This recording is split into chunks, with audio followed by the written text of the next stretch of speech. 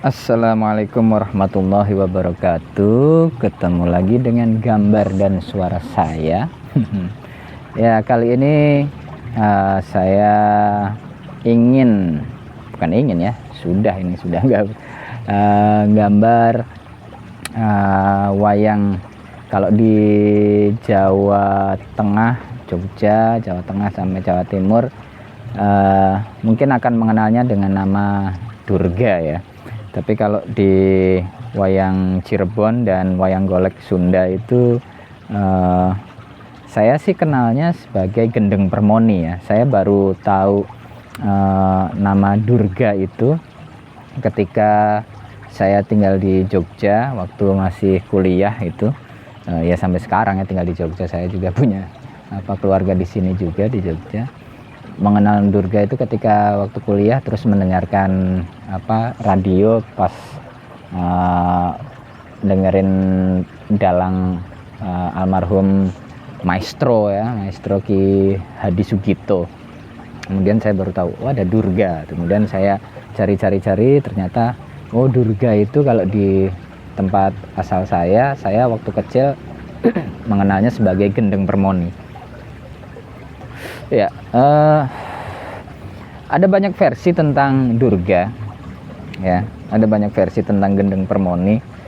Tapi saya akan mengambil versi dua-duanya, mungkin akan saya mix ya. Dan tentu saja ada versi dari saya juga ya.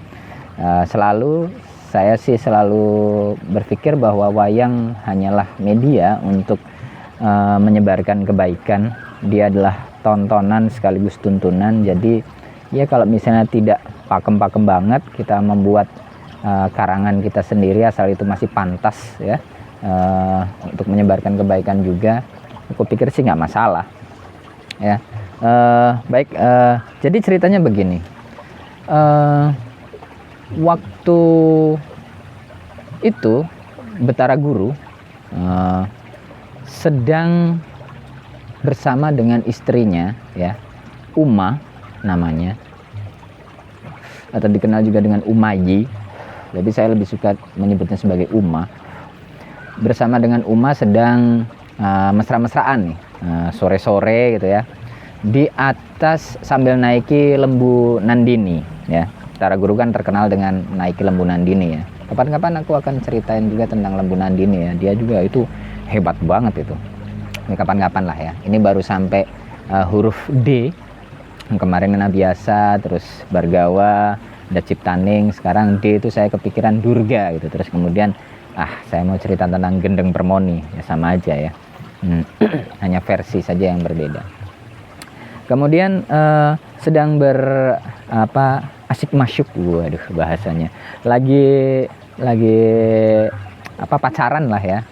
Mereka berdua ya sebagai suami istri, melayang-layang di atas pematang sawah, di atas lautan bersama dengan lembu Nandini yang bisa terbang itu. Tapi nggak pakai sayap ya, mungkin pakai turbin, pakai baling-baling. Enggak ya. Terbang. Kemudian itu udah sore hari ya, senja kala gitu ya. Dan langit berwarna seperti puding gitu ya, seperti agar-agar juga, warnanya ada biru-birunya, ada jingganya, ada hijau-hijaunya gitu. Sedang melayang-layang di atas lautan. Tiba-tiba Betara Guru itu nafsu ya. Namanya juga lagi pacaran berduaan aja ya, bertiga ya, sama lembu Nandini. Lembu Nandini juga bisa bicara sebenarnya. Tiba-tiba pengen enak-enak gitu ya. Ini kisahnya dari kemarin enak-enak aja, dari mulai Ciptaning itu. Ya mau gimana lagi ya. Cerita pewayangan juga tidak lepas dari hal-hal seperti itu ya. Ada tragedinya juga, tapi juga ada romansanya, juga ada sesuatu yang gitu ya.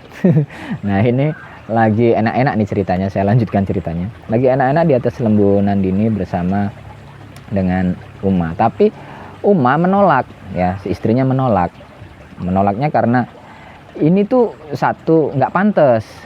Kita kalau di kamar sendiri nggak apa-apa. Ini tuh lagi di tengah lautan, dan bukan cuma di tengah lautan. Kalau cuma di tengah lautan mah nggak masalah kalau kita cuma terbang berdua aja. Ini kita tuh lagi di atas Lembunan Dini gitu. Nggak enak lah, malu aku. Nanti Lembunan Dini kepengen terus gimana gitu. Nah, menolak gitu. Tadinya bercandaan, jangan mas, nanti aja. Enggak, sekarang aja. Lama-lama jadi serius. Nah, akhirnya bertengkar gitu. Bertengkar kayak gitu, itu akhirnya karena merasa punya hak atas istrinya, Betara Guru kemudian memperkosa istrinya, ya, diperkosa, dipaksa, sampai kemudian sampai nangis, pokoknya nggak mau tapi tetap diperkosa dan melakukan hubungan itu. Dan sperma yang sudah terbuahi di rahim si Uma itu, karena mungkin nggak rela, gogrog ya, atau luruh keluar dari rahimnya dan menetes jatuh ke lautan. Suatu ketika hasil pembuahan sperma dan sel telur dari Betara Guru dan Uma itu akan dicaplok oleh ikan yang sangat besar ya, dan kemudian akan berada di dalam rahim ikan itu. Secara biologis gimana ya ceritanya dicaplok terus kemudian hamil ikannya? Ya pokoknya nanti saya bikin versi sendiri yang agak lebih masuk akal. Sebenarnya cerita wayang udah nggak masuk akal, tapi saya tetap kekeh coba masuk akal gimana nih. Oke, nah terus kemudian akhirnya si ikan itu akan mengandung, hamil, dan akan melahirkan seorang anak yang sangat sakti, yang sangat wow gitu ya, namanya Betara Kala. Kapan-kapan saya akan cerita Betara Kala ya. Nah, balik lagi ke setelah persenggamaan antara Betara Guru dengan si Uma ini. Uma sambil terisak-isak, sambil malu juga, sambil marah ya. Kok ya bisa suaminya itu yang mbok tahan sedikit itu. Nafsunya itu nanti aja, kalau udah di rumah kenapa harus di sini di atas Lembunan Dini. Muncul sumpah serapahnya dan muncul kayak semacam kutukan ya, ngomong nyeplos gitu saat senjakala itu, keceplosan ngomong, kamu tuh kayak raksasa mas gitu, nggak bisa mengendalikan hawa nafsumu, kamu tuh dewa tapi kayak raksasa itu perangaimu. Nah, ketika mengucapkan itu, seketika itu juga Betara Guru punya taring yang keluar dosol ya, maksudnya kayak raksasa. Nah, jadi tidak bisa disembunyikan, taringnya itu keluar. Itu. Nah, Betara Guru kaget kan, wah aku disupatani ya, dikutuk gitu ya. Disumpah serapahi, dan sumpah serapah itu menjadi sebuah doa, dan karena doa orang teraniaya gitu ya. Akhirnya sangat dekat dengan Tuhan, itu dikabulkan. Marah juga gitu, aku punya hak, aku sebagai suamimu gitu, kamu apa gitu. Terus kamu juga kayak raksasa gitu, nggak mikir panjang macem-macem. Saat itu juga disupatani juga, disumpah serapahi juga gitu.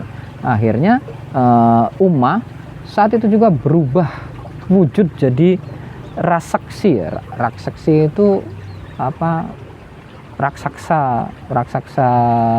perempuan ya. Ya raksasanya tidak harus sangat besar ya, dia bisa kayak manusia biasa wujudnya, cuma buruk rupa ya akhirnya untuk ukuran manusia gitu.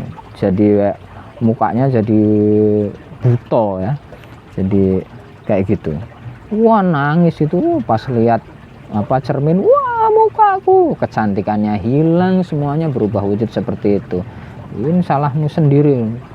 Wah nangis itu, kemudian ditinggalkan, pergi marahan ya mereka berdua.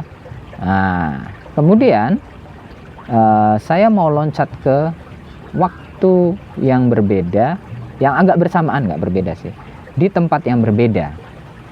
Jadi saya tinggalkan dulu cerita tentang Uma dan Betara Guru. Saya mau ke tempat yang berbeda. Di suatu tempat, di waktu yang mungkin hampir bersamaan, itu Arjuna lagi merantau di sebuah tempat. Dia menyamar ya. dia melepaskan seluruh gelar kebangsawanannya. Dia memakai pakaian biasa, coba luntang-lantung gitu. Mengembara, Arjuna kan sukanya gitu ya. Jadi low profile gitu ya, kadang-kadang low profile.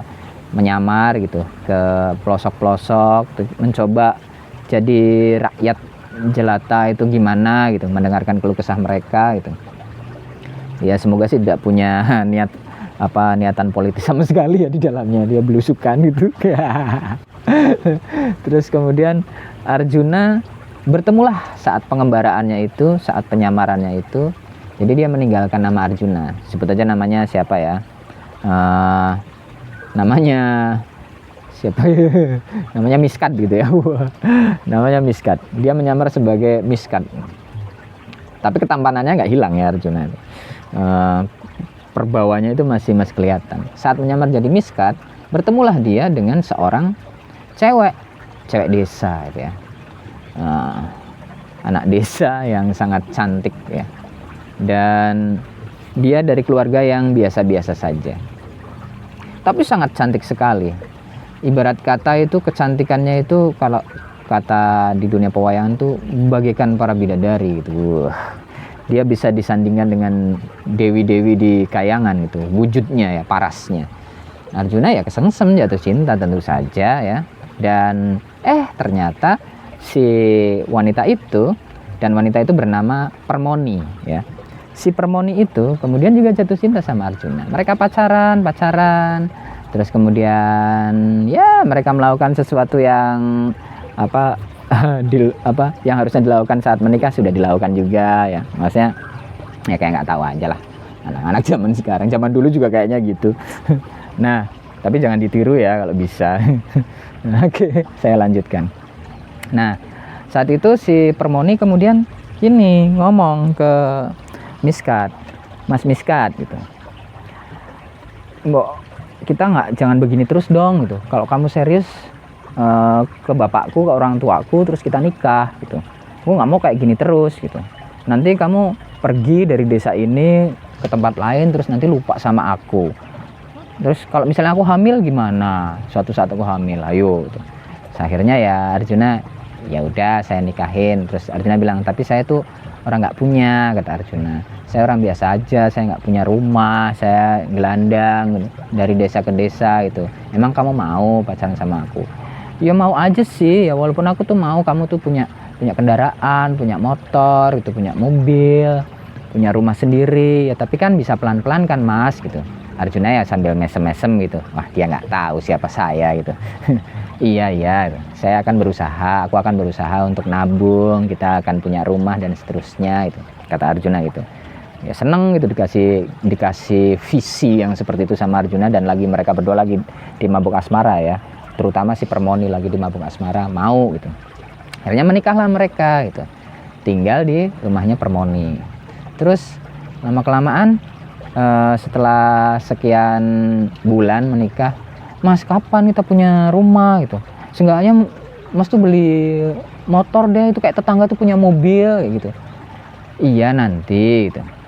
Udah sekarang Arjuna nggak tahan. Loh kamu cinta sama aku apa cinta sama hartaku? Iya cinta dua-duanya, tapi kan kalau cinta aja kan ya terus kita mau gimana, realistis dong Mas gitu. Terus oh iya itu, akhirnya gini aja deh, kamu mau nggak ke ke rumahku yang asli bukan di sini. Di mana Mas? Ya ada gitu. Arjuna kan punya banyak kapling juga ya, punya banyak rumah gitu, karena dia kaya gitu ya. Dia dari kerajaan ya, anak raja gitu. Dia punya perumahan sendiri, punya rumah sendiri, punya villa sendiri yang ya kadang dikontrakin. Saat itu telepon ke orang di sana, villaku yang di sebelah situ, ya sambil ngumpet ya dari Permoni, jadi Permoni nggak tahu.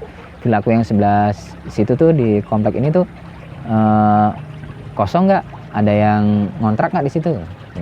Nggak ada Mas Juna gitu. Oh ya udah, itu mau saya pakai ya gitu. Oh iya Mas Juna silakan, kata yang ngurus itu ya, ngurus rumahnya gitu. Akhirnya yuk dek Permoni, kita ke rumahku. Jadi selama ini tuh aku sebenarnya punya rumah, cuma nggak bilang-bilang aja untuk nguji kamu aja. Ih jahat banget kayak gitu, coba pengen tahu itu. Akhirnya si Permoni berangkat sama Arjuna, pamit sama orang tuanya gitu, pamer-pamer ke orang-orang, padahal belum tahu ya rumahnya kayak gimana, tapi udah pamer, masku tuh kaya tahu gitu, gini si Permoni kayak gitu, ganjen banget gitu ya, maksudnya apa, cablak tapi itu ya kan, tapi cantik gitu, Arjuna suka juga itu maksudnya. Akhirnya dibawa itu udah pamer-pamer ke orang-orang, tetangga-tetangganya, mungkin setetangganya pada mikir ini anak nih deso banget sih itu.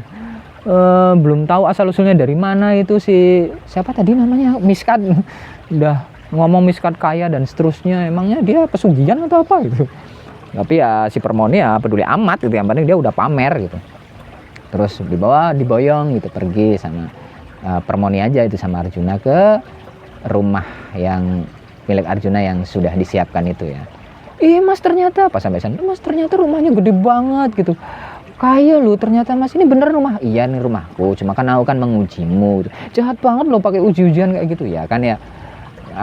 Bukan apa-apa, bukan berarti aku tuh nggak percaya sama kamu, cuma ya pengen apa ya, bikin surprise aja katanya. Kok kayak gitu. Akhirnya mereka tinggal di sana gitu, punya emas, gelang dan seterusnya ya, punya mobil juga, punya banyak motor. Pulang lagi ke kampungnya si Permoni, pamer tuh Mas Miskat tuh kaya tahu gitu. Orang-orang kampungnya ya memuji di depannya si Permoni, tapi nggak tahu ya di belakangnya seperti apa. Ya kan biasanya begitu kan, kalau di kehidupan sehari-hari, di depan mah baik gitu, iya, di belakang mah ya semoga Anda tidak termasuk dalam kategori orang seperti itu ya, jangan ya, kasihan sama diri Anda sendiri ya, jangan. Kalau orang lain mah bisa aja nggak peduli, Anda itu loh, itu kejahatan, tahu nggak sih? Jadi orang tuh jujur aja itu, kalau nggak suka bilang nggak suka secara sopan, kalau memang suka ya puji dengan pantas ya, nggak usah bohong-bohong di depan muka, senyum bilang iya, di belakang wah ngedumel. Anda termasuk orang-orang yang nggak bener itu. Baik, saya lanjutkan ini sambil melihat burung bangau. Jadi saya ini lagi take audio di sawah ya, di persawahan, dan ada burung bangau 1, 2, 3, 4, 5 banyak sekali ya. Ada gemericik air sungai juga kalau kedengeran. Baik, saya lanjutkan. Nah, si Permoni ternyata ngelunjak lagi nih, pengen lagi gitu. Mas Miskat, kenapa sih Mas Miskat ini nggak kayak anggota kerajaan tuh? Mas Miskat tuh secara tubuh itu sebenarnya udah kayak pangeran-pangeran lu itu, kayak Arjuna mirip gini. Terus Arjuna kan kaget ya, yang menyamar Mas Miskat, kamu kenal Arjuna? Ya iyalah, Arjuna itu kan idol gitu, orang-orang semua tahu itu Arjuna tuh idol, dia bisa olahraga panahan, dia bisa nyanyi, dia bisa main film, teater, idol banget gitu. Kayaknya tuh mirip gitu loh. Kenapa sih nggak pengen kayak Mas Juna, kenapa masih milih hidup sederhana? Padahal udah kaya banget ya, dia mikirnya masih itu sederhana. Akhirnya Arjuna nggak tahan juga. Kamu pengen kayak itu, aku pengen kayak itu, bisa kok itu. Itu setelah ngobrol panjangnya. Dan akhirnya dibukalah samaran, singkat cerita dibukalah kedoknya si Miskat itu, bahwa ternyata dia ada Arjuna. Wah, Permoni klepek-klepek gitu, tambah klepek-klepek. Ternyata selama ini aku nikah sama Arjuna gitu. Wah, tambah gemendre. Gemendre itu apa ya? Saking girangnya gitu ya. Kalau kata ini gemendre. Wah, itu dipamer-pamerin, wah selfie, diobrol-obrol ke orang-orang bahwa aku adalah istri dari seorang pangeran bernama Arjuna, aku adalah istri seorang idol gitu. Wah, gila itu Permoni itu, saking nggak tahu ya Permoni ini. Ada kok cewek-cewek kayak gini tuh ya, ada kok, nggak cuma dibayangan, tapi ini tafsirku sendiri ya, seperti gitu ya. Maksudnya kadang bayangan sangat singkat ya ceritanya, saya coba lebih dalam gitu.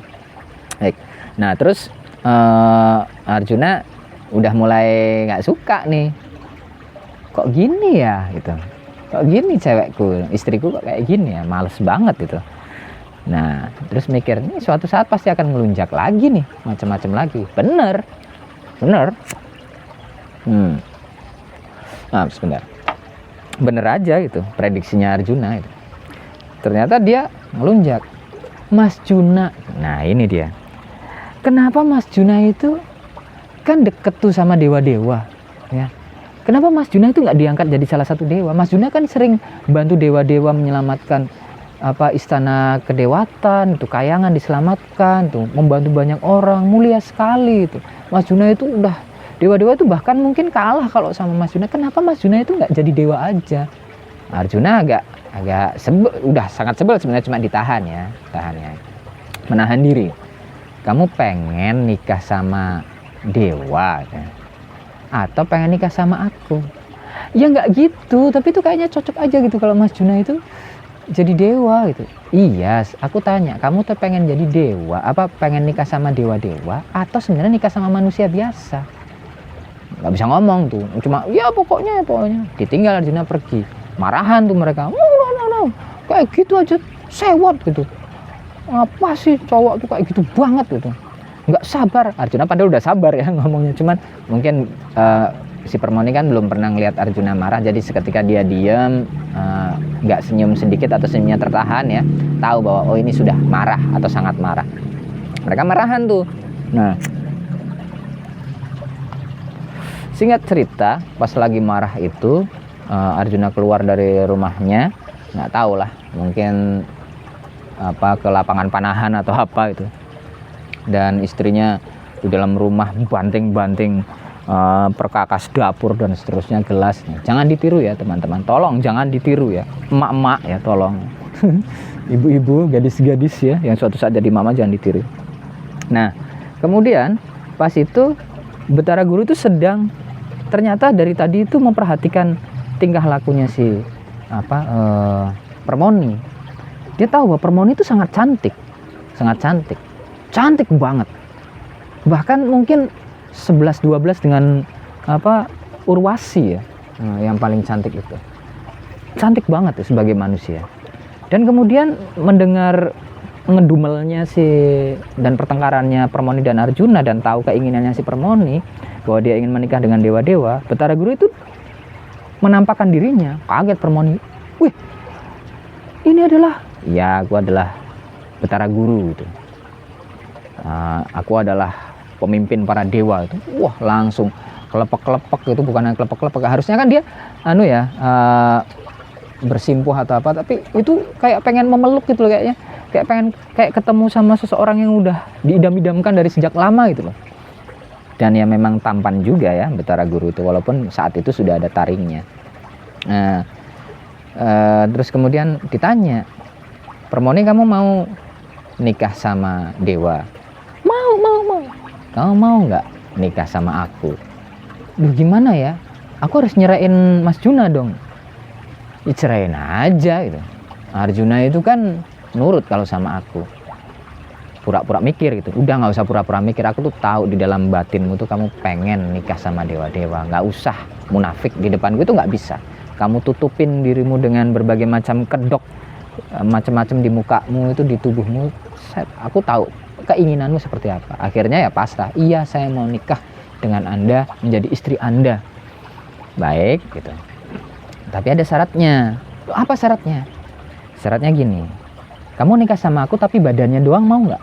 Hah? Maksudnya? Ya badannya aja gitu, tapi jiwanya enggak. Mati dong aku? Enggak, nanti aku ganti jiwanya dengan yang lain. Nggak sampai gitu pikirannya si Permoni, karena udah kadung keinginannya segera tercapai gitu. Nggak sampai gitu, nggak pikir panjang. Ya apa deh lah, pokoknya mau deh gitu, mau badannya aja, apa yang penting aku nikah sama Anda gitu. Ya udah, serius ya, serius aku tanya lagi nih. Iya, tanya lagi ya, kamu mau nikah sama aku tapi badannya doang? Oh, mau. Akhirnya mau, serius mau, ketok palu ya, ketok palu sama Betara Guru. Diambil sukmanya si Permoni itu, dilepaskan dari raganya, slek. Dan saat itu juga Betara Guru mengambil sukmanya si Uma. Uma itu adalah yang istrinya Betara Guru yang yang udah berubah jadi raksasa itu ya. Sukmanya si Uma itu dimasukin ke Permoni yang cantik jelita itu, selep. Terus sukmanya si Permoni, istrinya Arjuna itu, dimasukin ke si Uma yang jadi raksasa itu, bulas gitu di sana ya, jauh. Nah, terus kemudian Betara Guru bilang ke Permoni yang sebenarnya adalah sudah memiliki sukma si Uma ya, istriku, aku mohon maaf ya atas semua kesalahanku. Sekarang kamu punya badan yang cantik lagi, dan mau ya kita akur gitu. Aku nggak akan melakukan kesalahan yang sama kok. Aku akan baik sama kamu, aku akan menahan diri dan seterusnya. Ya si sukmanya Uma itu luruh juga ya. Sekarang sukmanya Uma ada di tubuhnya Permoni yang cantik gitu. Iya, saya juga minta maaf mas gitu, mas guru gitu. Ya udah yuk kita balik lagi ke kedewatan. Lah terus itu sukmanya si Permoni yang sekarang masuk ke tubuhku yang jelek itu gimana? Biarin aja. Iya itu karmanya dia gitu. Arjuna itu kesayanganku. Dia nyakitin Arjuna. Sekarang saya pengen ngasih pelajaran ke dia, pelajaran seumur hidup. Pergi, jelas. Jauh di sana, di entah barantah itu, sukmanya si Permoni sudah masuk ke sukmanya Uma yang sudah berubah wujud jadi raksasa gitu. Wah, aku mau, dia belum sadar kalau tubuhnya itu udah beda gitu ya. Aku mau nikah sama Mas Guru di mana Mas Guru gitu. Cari-cari, terus Betara Guru menampakkan diri. Kamu bercermin dong. Kamu mau nikah sama aku itu bercermin dulu. Kamu tuh siapa? Wah, kayak gituin gitu. Loh, katanya tadi mau nikah. Iya, kamu tuh bercermin dulu. Bahkan sukmamu itu nggak pantas sama sekali mendekatiku. Kamu itu udah hidupmu itu udah nggak bener banget sama suamimu sendiri. Kamu begitu. Arjuna itu kesayanganku. Sekarang kamu ngacak dulu. Kamu tuh siapa? Nah, kemudian dikasih cermin. Dilihat, kaget, wah ada hantu. Itu bukan hantu, itu bukan demit, itu kamu sendiri, lihat tubuhmu. Terus kemudian si sukmanya Permoni yang berada dalam tubuhnya Uma ngelihat tangannya, teteknya gede banget, rambutnya gimbal, kakinya berbulu dan seterusnya. Wah kaget, wah ini apa-apaan? Ya kamu kan bilang kamu mau nikah denganku dan kamu bilang mau hanya tubuhnya saja. Nih tubuhmu sudah dipakai sama istriku. Dimunculin, loh itu aku, itu tubuhku. Ya sekarang ini isinya adalah sukmanya istriku Uma. Kalian bertukar sukma, bertukar tubuh. Wah itu marah-marah sama Betara Guru. Dah sekarang aku akan sebagai gantinya, ini juga salah ya aku melakukan hal ini, tapi sebagai imbalannya kamu akan menguasai sebuah tempat yaitu Setra Gandamayit ya. Di sana kamu akan menguasai dan mengelola seluruh bangsa jin, bangsa demit, bangsa raksasa. Itu adalah kekuasaanmu. Suatu saat kamu akan menuruti titahku. Kamu tidak bisa melanggar titahku. Kamu bisa protes sama aku, tapi kamu tetap berada di kekuasaanku. Wah, tetap nggak terima tuh Mas Juna gitu ya. Wah, ceritanya kayak gitu. Filmis banget ya kalau dibikin film horor nih. Oke nih sudah. Nah, Mas Juna itu si Permoni jadi gila ya. Maka sejak saat itu ya gimana nggak gila ya, sukmanya itu masuk ke dalam tubuh yang berupa raksasa perempuan ya, yang kayak wewe gombel. Terus jadi dia jadi gila. Dia nggak percaya, dia lari-lari ke kampung halamannya, orang-orangnya pada takut gitu. Wah ada setan, ada hantu. Ini aku. Ini Permoni gila, gendeng. Kemudian saat itu jadilah dia sebagai gendeng Permoni. Mulai saat itulah kemudian dia benar-benar menyesali tingkah lakunya, perbuatannya kepada suaminya, ke Arjuna ya. Dan konon ceritanya dia terus memburu Arjuna, memohon-mohon agar diruat dan seterusnya, dikembalikan ke asalnya. Tapi Arjuna masih berbelas kasihan, tapi bilang kita nggak bisa, kamu kan udah menceraikanku, bahkan kamu yang minta cerai gitu ya. Udah aku ceraikan, kita nggak bisa bersama lagi. Bukan karena tubuhmu seperti ini ya, tapi karena jiwamu itu sudah kotor, sudah melukaiku. Waduh, kayak gitu. Cintamu sampah. Kayak gitu. Kalau di pewayangan Jawa Tengah, Jawa itu suatu saat Betari Durga atau Gendeng Permoni itu akan diruat oleh Sadewa ya. Ya kapan-kapan lah saya cerita itu. Tapi saya cukupkan kisahnya sampai di sini. Begitulah kisah tentang Gendeng Permoni yang tadinya cantik jelita, bertukar tempat, bertukar raga dengan Betari Uma. Ya semoga teman-teman suka ya dengan versi ceritaku, bagaimana cara saya menceritakan ya apa adanya. Saya bukan seorang pencerita yang baik, juga bukan seorang tukang gambar yang baik. Saya cuman suka aja sama wayang. Saya bukan dalang berlisensi, jadi ya jangan diprotes ya. Saya sih cuma berpikir bahwa wayang adalah sarana media untuk menyebarkan kebaikan. Ya, mohon maaf kalau misalnya ada yang tersinggung. Terima kasih juga, mudah-mudahan suka dua-duanya, gambar sama ceritanya, dan silahkan di subscribe ya, biar saya tuh semangat gitu. Masih banyak lembar nih kosong mau digambar lagi ya, silahkan di subscribe. Terima kasih banyak yang sebelumnya sudah subscribe. Mudah-mudahan Anda semua diberikan kesehatan, senantiasa diberikan kemudahan, senantiasa diberikan aliran rezeki yang melimpah ya, dan bermanfaat untuk orang lain, ilmu yang bermanfaat untuk orang lain, diberikan kebahagiaan dan keselamatan dunia akhirat. Amin. Sampai ketemu lagi di gambar dan cerita berikutnya. Saya Alex Hendra undur diri. Dan Assalamualaikum warahmatullahi wabarakatuh.